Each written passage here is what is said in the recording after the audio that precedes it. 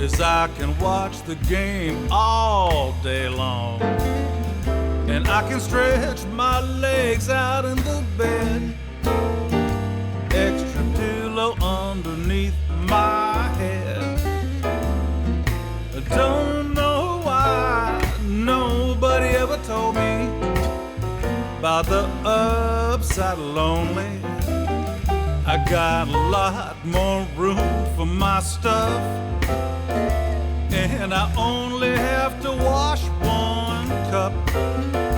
I can stay up late and play my guitar, and the groceries go twice as far. I don't know why nobody ever told me about the upside of lonely. Your girlfriends ain't ringing the phone off the wall. I never have to hear from that mother-in-law. Ain't cut the grass since the middle of June. I smoke a big cigar up in my living room. Don't know why nobody ever told me about the upside of lonely.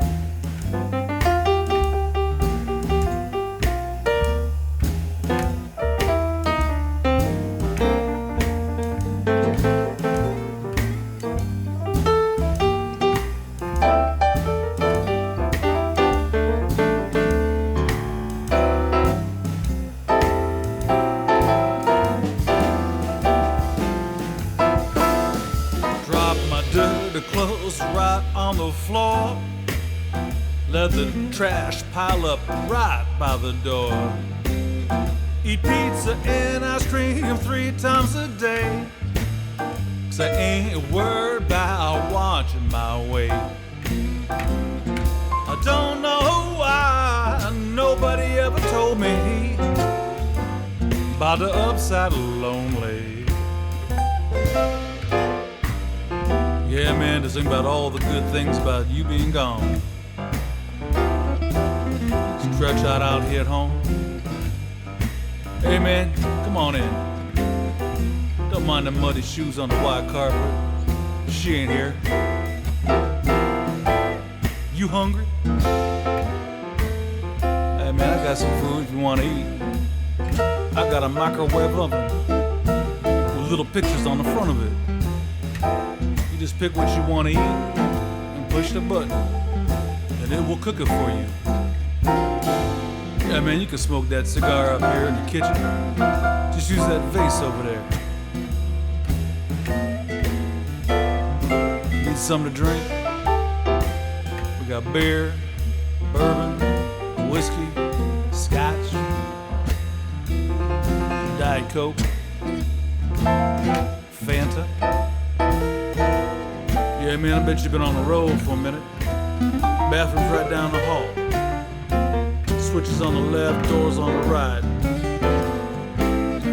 Just remember to leave the lid up. Leave it up.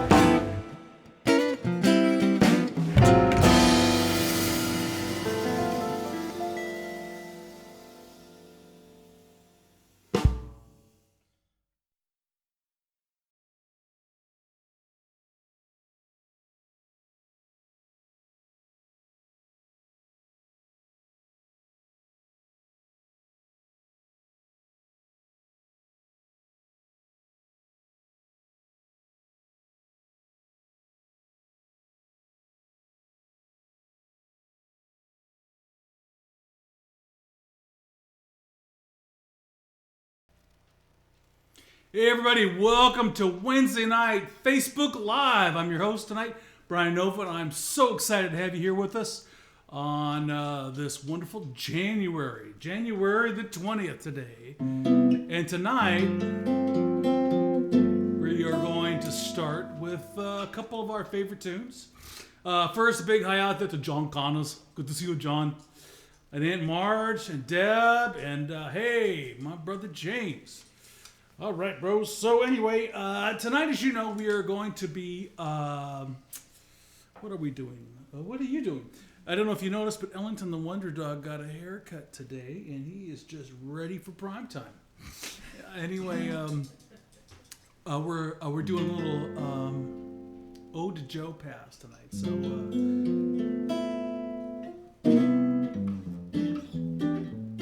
this is a song that Joe loved. There were a couple songs that he would make me sing every night when we played together, and this is one of them. Old man sunshine, look at you. Don't you tell me dreams come true. Don't try it, or I'll start a riot.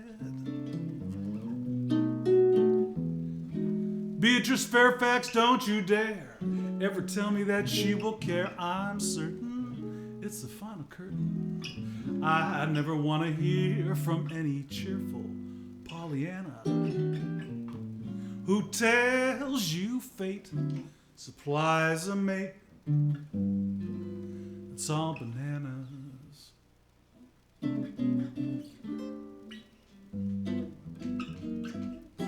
They're writing songs of love, but not for me. A lucky stars above, but baby, not for me. With love to lead the way, I found more clouds of gray than any Russian play could guarantee. I was a fool to fall and get that way. How alas and also, baby, lack a day. Although I can't dismiss the memory of a kiss, I guess she's not for me.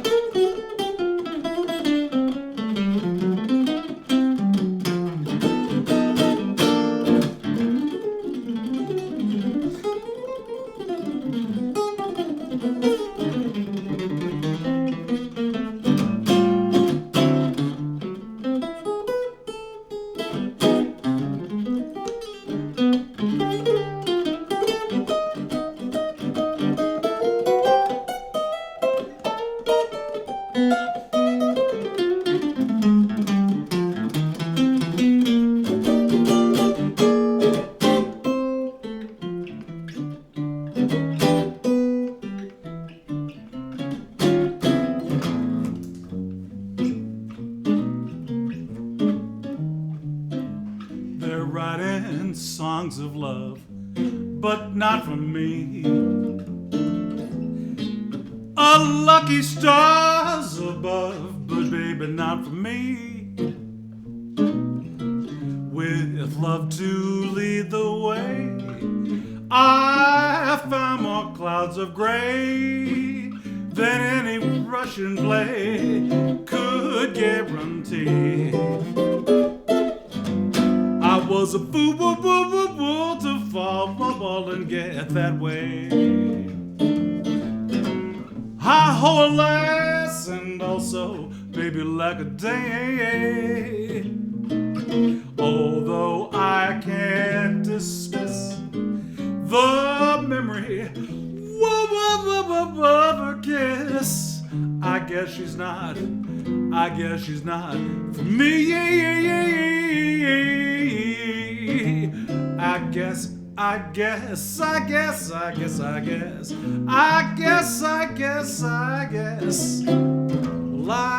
that she is not. You can't keep what you ain't got. I guess that she's not for me.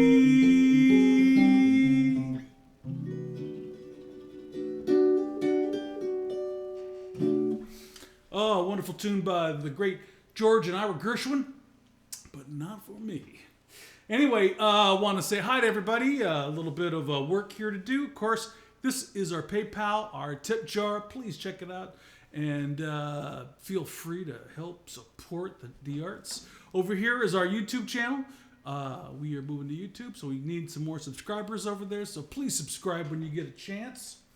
What else would I talk about? I want to say hi to my buddy Paul up in Seattle. My little brother David is up in Seattle as well. And Jimmy Vaughn in Gotham City. All right, Jim. Good to see you. Georgie Salas. Good to see you, George. So happy to have you up here. Hey, Bobby Sky. Melly Maka. Yeah, sure. Yeah, Melly Maka to you too, brother. And look at here. Today, our bird of paradise for the day is this lovely Padrone. That's right. It's a Padrone Annie. And it's really fun. We're really looking forward to it. And there's an even better shot of it there. Hey, that's a Benedetto shot if ever there was one. And anyway, we will be lighting that one up a little bit later, I can assure you. Today, of course, our sponsors, the one and only Gordon Beers Brewery with Dan Gordon, and Long Meadow Ranch Wines that makes a fantastic Cabernet. And Missoni's favorite is the Missoni loves the cab. I think Dan Gordon is a fan of the Sauvignon Blanc, and of course, hey, can't go wrong with a good Chardonnay. So yeah, check it out, Long Meadow Ranch. Also, some sad news this week. We lost two great ones this week. Sammy Nestico, the great arranger, passed away earlier this week, and we want to send out our condolences to the family. And also, a big hit to the jazz guitar community. The one and only, the great Ron Anthony just passed away a couple days ago, and my buddy Frank Potenza wrote a beautiful Facebook thing about it, and it's just we're gonna miss Ron. He was one of the legends. He played with Sinatra for a long time, over 20 years. It was Sinatra's guitar player for sure, and just a sweet, nice man as well. And we're all gonna miss him. So our condolences and love and aloha to the Anthony family as well out there. All right, so I thought I would continue since we're doing an ode to Joe tonight. I'm pulling out some of my old Joe Pass solo stuff that we either played as a duet or tunes that Joe played that I really just fell in love with. And this one is a...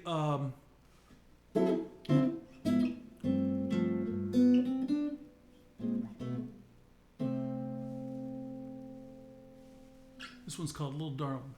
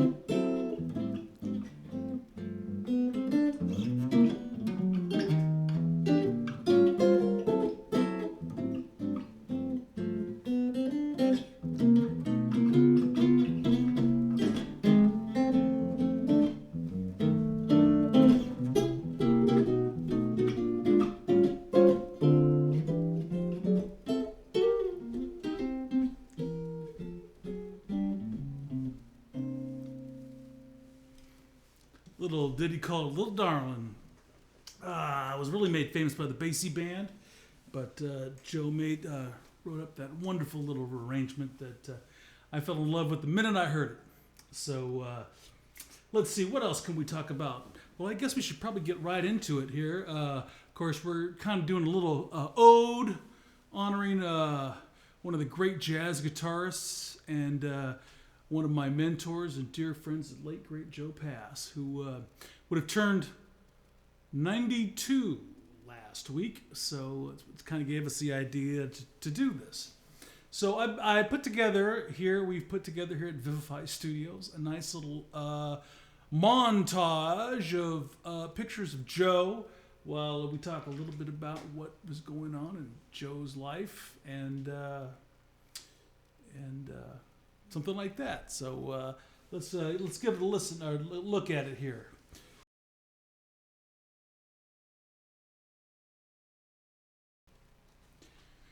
So very few musicians have ever reached Joe's level of technical musical mastery. But what I can tell you about Joe is that he's not only one of the greatest guitarists of all time, but one of the greatest educators. His legacy lives on through the knowledge and skills he has so generously shared with students around the world. Joe was born January 13th, 1929 in North Brunswick, New Jersey. He started playing guitar at the age of 9 when he moved to Pennsylvania from New Jersey. Neither of Joe's parents were musicians, although he would often hear the local Italian guys in his neighborhood playing accordion when they hanged out with his father, drinking wine and relaxing. Joe began taking lessons every Sunday with the local teacher instead of going to church, and after about 8 months learning with this teacher, he was already playing parties and dancers with all the older, experienced musicians. At 14, he started out a group modeled after the Hot Club of France, with violin and rhythm guitar, kind of a la Django Reinhardt. And of course, Joe learned how to improvise at that point. Joe's dad was a steel worker and an important supporter of his guitar playing. He pushed Joe very hard to practice many hours a day and would encourage Joe to learn tunes by ear and to try to play along with him that way. Joe would go down and some of his earliest influences, of course, was the Nat King Cole Trio. He loved Charlie Parker. He was totally inspired by it. He wanted to play like a horn player. Joe always wanted to play like Charlie Parker. But it all kind of changed when Joe decided to put out his Virtuoso album, which is the first album he put out as a solo guitarist. It came out in the early years of his career when he was starting out with the great Norman Granz. Norman wanted him to play a jazz guitar solo record, so this came out and changed it for everybody. I remember the first time I heard it, I said, "Who are they?" And they were Joe. I remember also after this record came out, Norman Granz put Joe on the road with the great Oscar Peterson, with the Oscar Peterson Quartet. Joe toured with Oscar for a while, did a lot of playing together, a lot of fighting together. Joe used to say it was more of a duel than a duet. But boy, what music those two made together. They are both masters of their art form and masters of their instruments. Joe also went on after that to start recording. Norman put him to work doing duets. He did his Django record, put out a bunch of records on his own name, and with his own quartet that included our dear friend John Pisano, Colin Bailey on drums, and Jim Hewitt on the bass. They made many records together, and some of them are the records that all of us cut our teeth on. Joe decided through the pushing of Norman Granz to do some duets with the great Ella Fitzgerald, and actually became part of Ella's quartet. But the two of them together put out 3 records that garnished 2 Grammy wins and cemented Joe in history as the great jazz guitarist, especially when you hear the two, Ella and Joe, playing together. And there was just nothing like it. I remember the first time I heard them both together, and I just thought, they don't need anything else. They don't need a band. They don't need anything. I could listen to the two of them weave their magic all night long. Those are amazing records. Norman also took Joe all around the world, toured with Ella. And it was in the early to mid 80s that I got to meet Joe, and Joe took me under his wing, and here's a picture of us playing somewhere together. But we played duets. Joe would go out and open the show, and then would bring me out either halfway to through his first set or through the second set.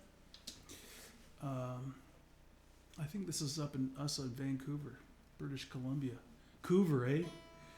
And there's I don't know what guitar that is Joe's playing. I think that's his Ibanez Joe Pass model.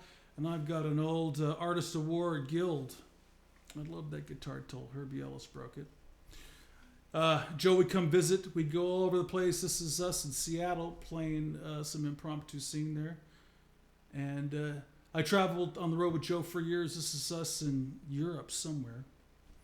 And Joe loved to go shoe shopping. So this is us probably on one of our shoe shopping trips. If we get down to the shoes there, you can see Joe's got like a new pair of shoes, and I'm still wearing my tennis shoes.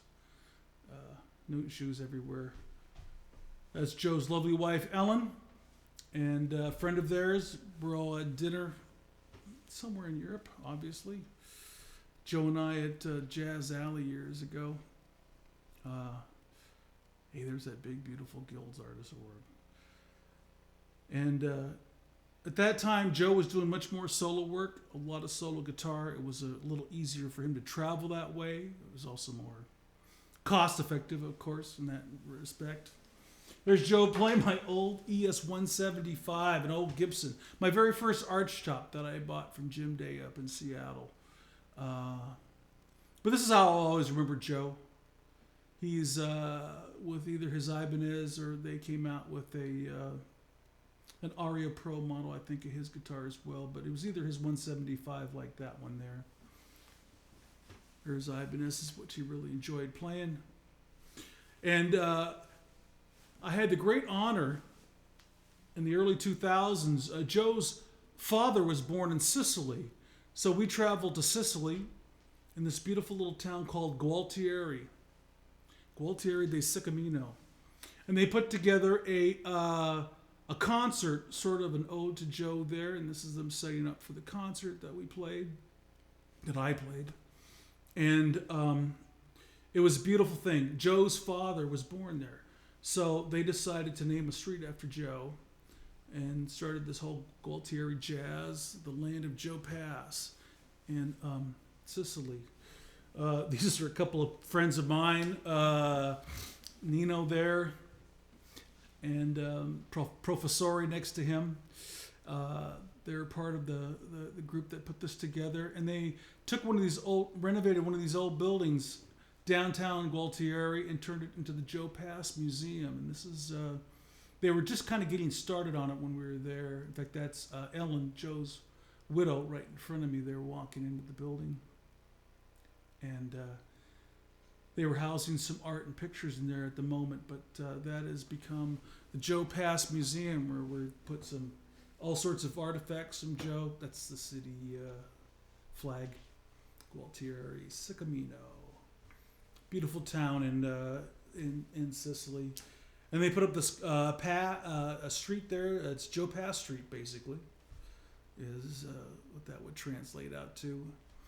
Masoni and I have been up there to the street and seen it, and that's Ellen with the mayor and the head of the police department there, Policia, and this is celebrating the great guitarist Joe Pass in front of the house of his father. That's John on my right, and of course Pedro, who put this whole thing together.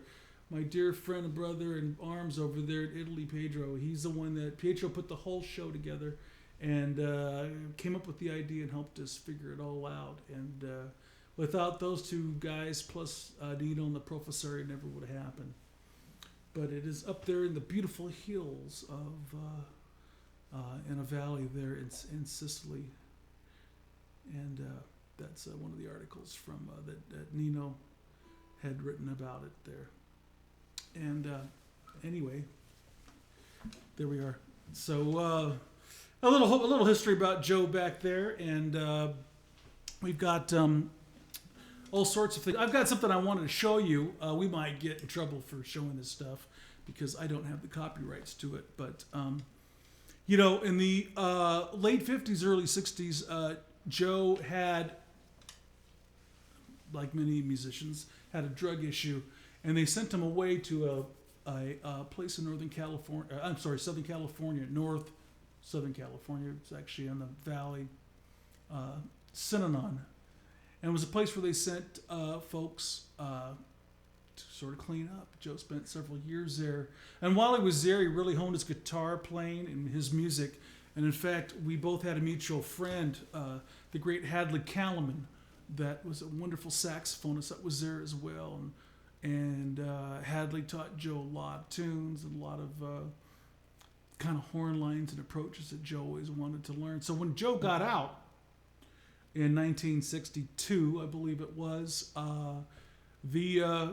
one of the big patrons of Synanon was Pacific Jazz, a record label that was here on the West Coast. And there's a record out actually called Sounds of Synanon with Joe on it and some other players from the day. But I've got a video here of Joe pretty much right after he got out. He was playing a Fender solid body back then. It was all he could afford. And but it's Joe playing the Song Is You, and a very young Joe Pass in 1962. And it's on a TV show that was called Frankly Jazz. And so here, check it out.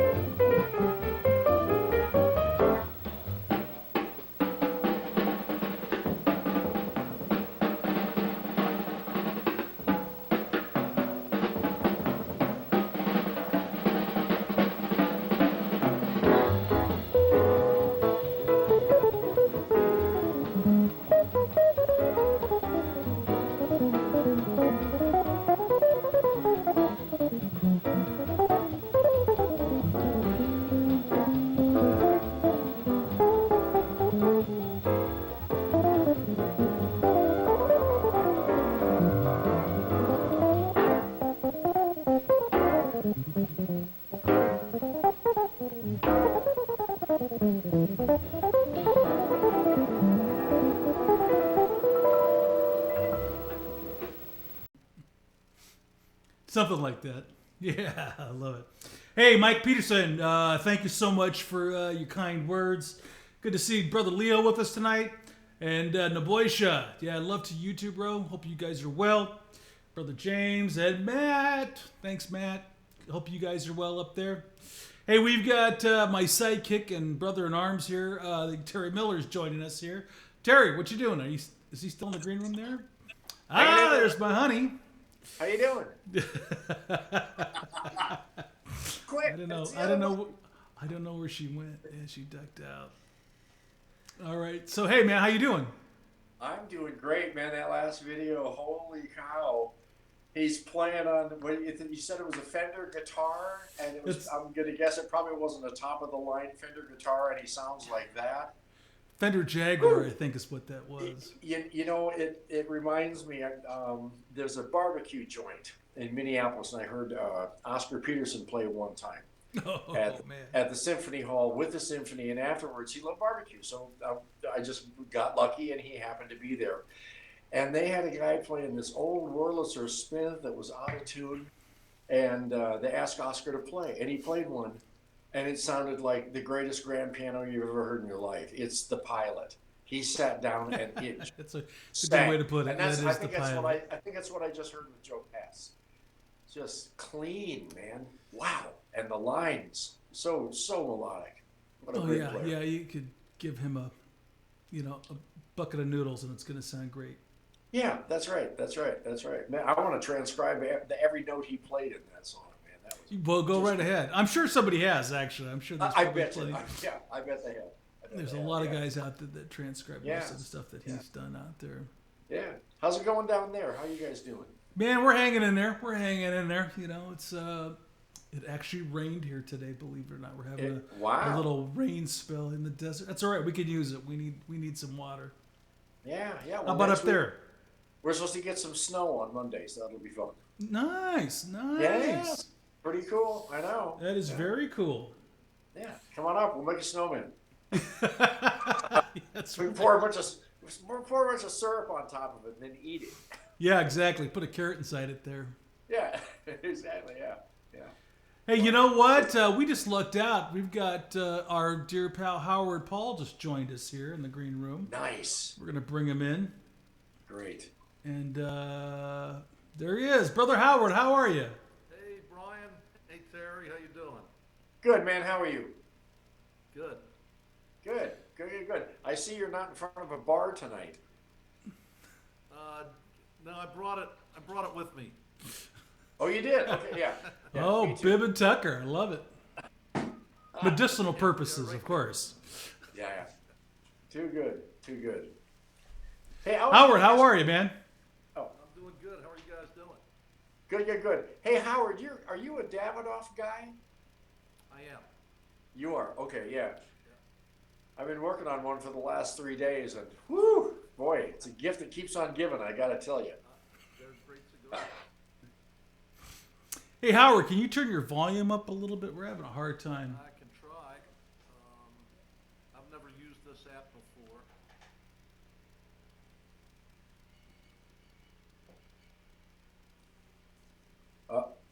Up? You there? I think it just went the other way. There you go. That's all right, Howard.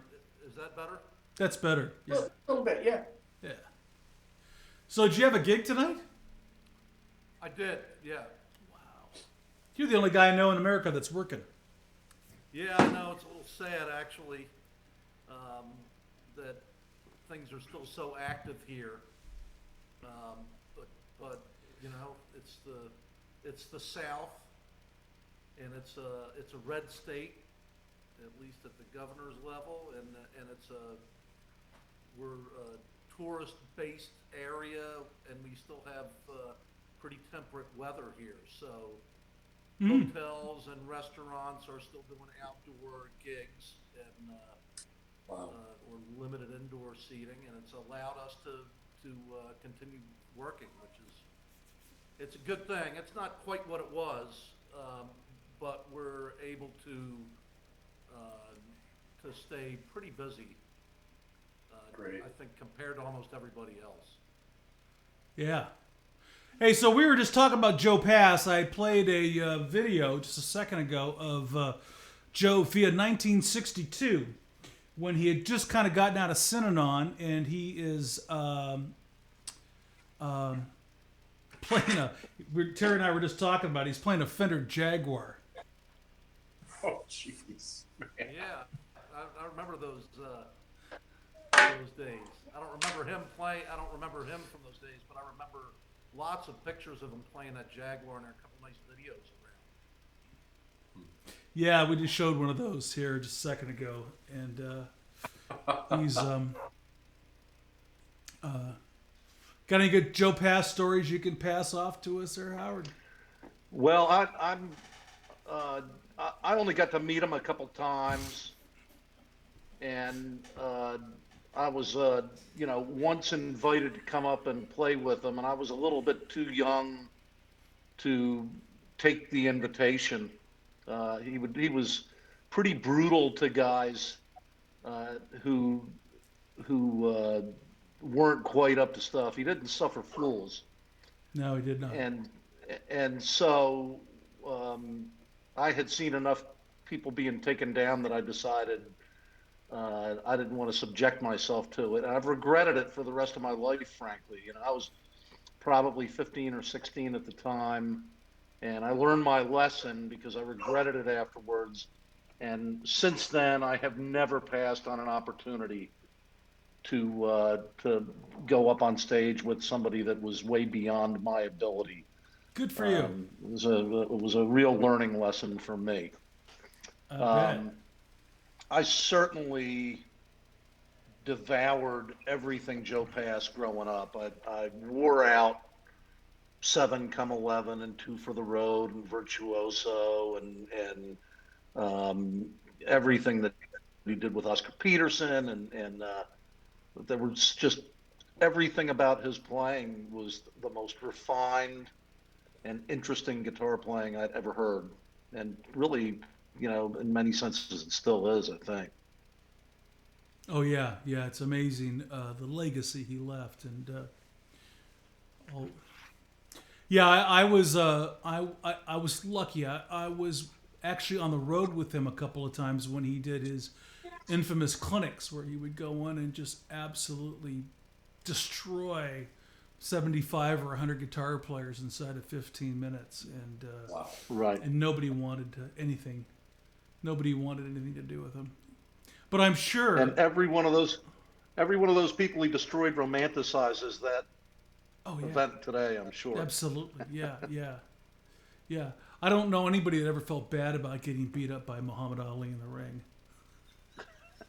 Exactly. Just the fact that they were there, and I think all of them are happy. I'm sure the vast majority of people feel like you do. They wish they had raised their hand and said, "Oh, pick me, coach. I'll go in and let me." Yeah, I think the next time I had that opportunity was with Tal Farlow, and we became great friends afterwards. And then I was somewhere where Jimmy Bruno was looking for a volunteer to come up to do a clinic with him, and I wound up accompanying for the clinic, and we went on the road together for years doing duo, trio, and quartet stuff. And so I regret, I'm sure I would have gotten my ass handed to me had I bothered to go on stage, but it's a lesson I think every guitarist ought to take to heart, is never say no to an opportunity to play with a better player. Yeah, I agree. I think that goes for, as our buddy Paul says, it's good advice for life. I think. Yeah. I'm curious, what's your favorite Joe Pass recording? Do you have one? I don't know if I do or not. I don't know if I really do or not. I guess some of his stuff that was. I really enjoyed his solo stuff, of course. There's a live concert recording of him in Germany somewhere. It might be Berlin. That I thought was a really, really good example of what he really sounded like live. I always kind of fall back to Intercontinental. Oh yeah, I love that. It was one. kind of my favorite, maybe a little bit lesser known, but kind of quintessential Joe. Boy, I tell you, yeah, I love that record. That would be one of my top 5 for sure. And I think I told you I have a friend that owns Joe's D'Acquisto. No, you did not tell me. And has kept it in his collection. Not a huge collection, but he's a professional player and teacher. Lives in South Carolina. I won't mention his name on the air. Somebody will go rob his house. Yeah, rob his house. But he got the original D'Acquisto. I guess it must have been a birthday present for Joe. And it doesn't say D'Acquisto on the headstock. I know but the one. It's got the scroll. And my friend kept it in absolutely perfect condition. He took off the strings, and I think he might have had a new bridge made for it. But otherwise, the guitar is in absolutely, the same condition the last day Joe played it. And it's remarkable. I play a lot of different guitars, and I own a few good guitars. When I picked up that guitar, and other people who played it said the same thing. It's like it almost channels Joe. you can't help but sort of play and attack the instrument the way that he did when he was playing it. It's a really amazing instrument that I guess he kind of lives through in a way. Wow, that is amazing. I also got to know Joe's brother. He had, I don't know if you knew, he Which had one? The dentist. Oh yeah, Tony. Yeah. What's his last name? Pasalacqua. Yeah, no, the brother he shortened it to a different name, Pacelli. That's right. That's Maybe right. It's Nick Pacelli is the guy's name, and so he lives, and I haven't seen him in a long time. He was in a retirement community, and he's up there in age, as you can imagine. But I'm playing my Wednesday night gig in Hilton Head, and this guy walks up to me on a break. He says, "Oh, I love your playing, and it's a great guitar. You remind me of my brother, and really wonderful to hear some of the this music." So, who's your brother? He says, "Well, my name's Nick Pacelli," and he says, "My brother was a guitar player. His name was Joe Pass. Do you know who he was?" Oh man! And so I spent the rest of the evening hanging out with him at the table, and a week or two later, he came to take a tour of Benedetto Guitars. Nice. And the next time I saw him, he brought me a bottle of wine called Uncle Joe, I think was the name of it. And it was his daughter is a winemaker and makes wine with a Joe Pass label on it. Picture of Joe and a cigar. It's called Uncle Joe's. Love it. So it's a little Joe Pass story. That's a great story. Yeah, what was I just going to tell you about well, I can tell you the most nerve-wracking performance I've ever done was when Joe passed. They were going to have they had a funeral for him in L.A. And so his mother, at the time, his two brothers and sister flew out, and all the family was there. And then, of course, like all these, great jazz guitarists were there. I remember it's just everybody that you read about in Guitar Player magazine was out there. But the most intimidating thing was Joe's mom was there, and she was sitting in the front, and wow. John Pisano was running the music for everything, and John asked if I would play like a solo piece, kind of in between the blessing and the is a quiet meditative moment. And I remember just being so nervous because I'm thinking to myself, what am I going to play here, that's probably not going to piss off the mother and the family. They're just going to listen to me go like, that's wrong. He would have never played that. That's wrong. It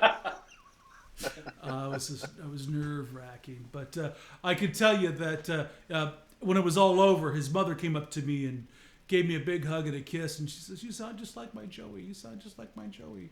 Aww. So I was able to, it was a moment, that's for sure. But it's tough playing in front of people that really know what it's supposed to sound like. Wow, it is indeed. But, how old was Joe Pass when he left? 65. 65. Okay. Yeah. Was it a heart condition? Was it the drugs possibly? Yeah, it was combination. He ended up developing from his drug use. He ended up catching Hep C. Oh boy, yeah, sure. And of course, in the early '90s, they didn't have the way of helping people then that they do now. Sure. Back then, liver disease of any sentence was a death sentence. Yeah, that's right. That is right. Yeah. It was just a matter of how long they could keep you comfortable. Yeah. So, so for Joe, it went pretty quick once. Did it? once the Hep C really kicked in. It didn't take long, yeah. Oh, yeah. Wow. But What was Brian? I'm sorry. Go ahead, Terry. No, I was curious. What was his last performance? Do you know? yeah, his last performance was in L.A. He had done a gig at a small club there called the Vine Street Bar and Grill, I think is what it was called. It was off of Vine and Right. 12th, somewhere up in downtown L.A. Right. And that Did was he play right up to his death, or was that a few? pretty years much early? so. Yeah. He played. There wasn't a lot of downtime. Yeah. Because I remember we played on the East Coast for a couple of weeks. He was really getting tired. And then he flew back to L.A. And then I don't think it was 3 weeks after that I got a phone call from his wife, Ellen, that said, Oh. if you want to see him, get down here now. And I was on the next plane. Sure. Yeah. Yeah. Amazing talent. Great talent. Yeah. Howard, I think I cut you off. Sorry about that. No, that's okay. I was just going to ask Brian what he knew about the relationship with Joe and Polytone and the accordion player who founded Polytone. Crazy bastard. Tommy Gamina. Yeah. And because I knew Tommy, I didn't know him well, and I'd never seen the two of them together, but I always heard everything about Joe whenever I saw Tommy. And I'm just wondering if you were ever around when they were together or interacted with one another. It must have been a hoot. I was several times. Yeah. Tommy and Joe were really tight. They were, as far as like the LA Paisans, probably his two closest pals in LA that I knew of were John Pisano and Tommy Gamina. They were always hanging out. Tommy had this Rolls Royce, and they'd light up cigars and drive around LA in this Rolls Royce, and Tommy kind of always had all sorts of things going on. Like if it wasn't Polytone, it was some other contraption he was building or trying to sell, and it was he was a real shaker and baker for sure. And the two of them together, it sounded like something out of The Sopranos.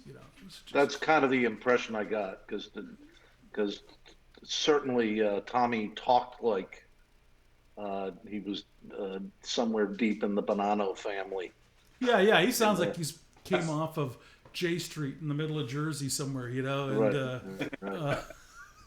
And Joe, of course, was born in Jersey, raised in Pennsylvania, Pittsburgh, but he still had that whole East Coast, very much of an East Coast Italian attitude. It was straight on fire.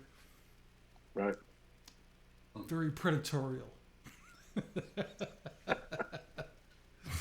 As it were. But yeah, they were very funny together, I gotta say. They were always fighting over something. Joe would take Tommy's amps. Tommy's always coming out with a different polytone. Like he came out with these small polytones, kind of like what our acoustic images are doing now. Well, they had polytones that did that 30 years ago, or tried to do that. And there's always breaking down on him. There's always something going wrong, and he was always losing his mind and calling Gamina and like, Tommy, this thing doesn't work. What the heck's going on here? It's a piece of crap. Throwing a hissy fit, and Tommy, hey, don't worry about it, Joe. I'll send you two more. Wow. So, yeah, it was pretty. Yeah, it was some funny stuff. Too funny. Tommy Gamina, yeah. Hey, you got to tell. I know what I was going to tell you. So, as soon as the COVID sort of relaxes and we get back to traveling, I'm really committed with some friends in Sicily to try to get the Joe Pass museum really up and running and really up and functioning and getting it to a place where it'll really be doing some biz. So tell your pal on the East Coast there that if he is interested in either But the best thing would be if he felt like loaning his guitar to the museum for, I don't know, a couple months a year or something like that for shows. We'd love to talk to him about it. I'll let him know. Or possibly spy it. He was I don't know that's something he ever saw. He was close to Tommy Gamina, and that's how he came into possession of Joe's guitar. Gotcha. That makes sense. Where's the museum going to be? It's in Sicily. In Sicily. Fun. Yeah. The town's called Gualtieri. It's a beautiful town. It's not too far from Messina. Okay, sure. Nice. And it's where Joe's dad was from. I'm ready. Road trip. Let's do it. Road trip. Road trip. We can do it. Okay. We can do it. Yeah, especially if we got paraphernalia to bring their guitars and stuff. So that's right. Anyway, that's the story. I'm sticking to it. Hey, Howard, thank you for joining us tonight. We got to get you back on here playing when you're not gigging some night. I would enjoy that. We would too. We miss having you here. Howard from Benedetto Guitars. And Terry, thank you, man, for joining us tonight. Thanks for asking. Yeah, dude. Always a pleasure. Always a pleasure. We'll be making some music in the next week. So, thanks, guys. We'll talk to you soon. We'll play one more tune. Huh?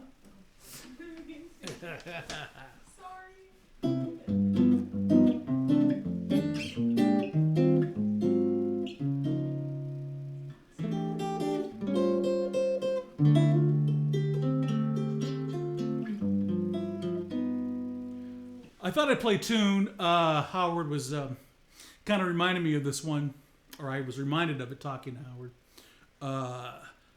Each night Joe would play a song.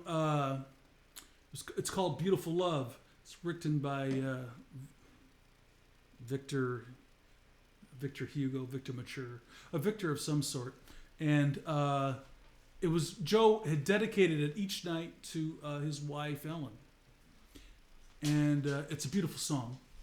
But I remember being on the road one night and fell asleep in my hotel room and woke up.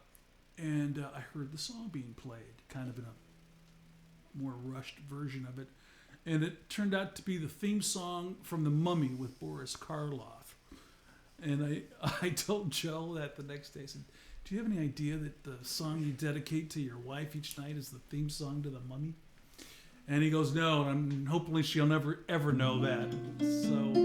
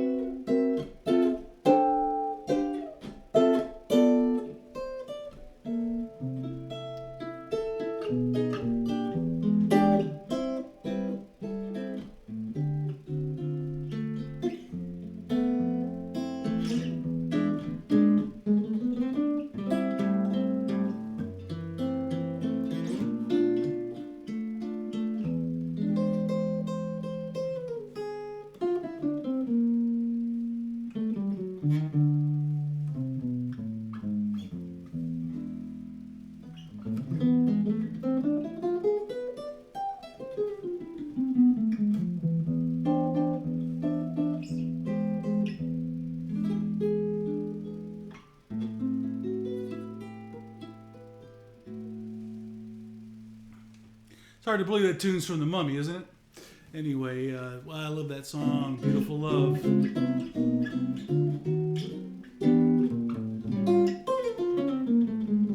Hey, it's Dr. Rachel. Good to see you, Dr. Rachel. Dr. Steve also is joining us there. Good to see you, Stevie.